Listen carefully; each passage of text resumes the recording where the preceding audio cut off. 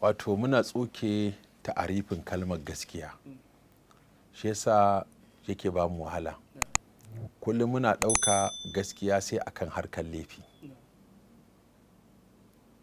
wato sai an yi abu sannan a ce waye yi, to muna ga anan ne kaɗai gaskiya take bayyana. In gaskiya hatta shiga da yaro zai za ka gaya masa ya shiga ta gaskiya,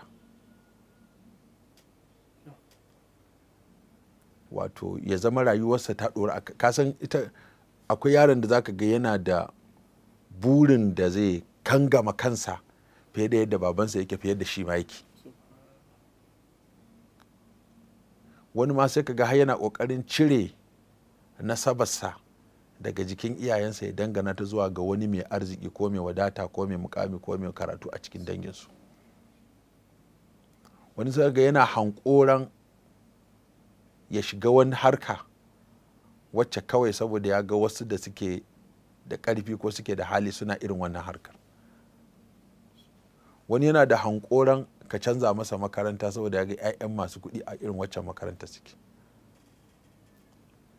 Wani yaron za ka ji ya ce maka akwai fa yaran da ake kawo su a mota, ya kamata baba kai ma ka sai mana mota a dinga kaiwa makaranta. Sai ka ce kaga tsaya, Allah ya kasa mutane iri-iri. Wani ya ba shi ƙarfin da zai sai mota, wani ya ba shi ƙarfin da ma zai iya biyan kuɗin makaranta amma ba zai iya kai yaro a mota ba. Ka tafi a ƙasa, wannan kai haka Allah ya ka. In kana tafiya a ƙasa za ka tarar da wani gurgu ne ma bai da ƙafa. Lokacin da kake kan keke wani a babur yake, in kana babur wani a mota yake, in kana mota wani jirgi ya mallaka. So ka tsaya a matsayinka. Kuma abin da yake ja irin wannan sai ka ji ana ce ma yaro ai zai kaza, ai wannan da kaza ne, a dinga kangama shi da wasu kalmomi da har za su canza masa tunani ya dinga jin shi wani abu ne.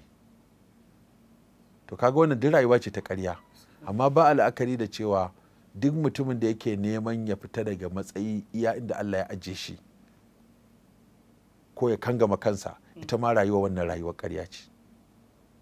In yana yin maganganu waɗanda suke akwai kurakurai a ciki, a gyara masa, waɗanda zai ziga kansu ko ya ziga mahaifansa ko ya ziga gidansu fiye da kima, ko ya ɗauki wani abu shi ba zai iya cin abinci kala kaza ba, ko shi ba zai yi wanki ba, ko ba zai shara ba.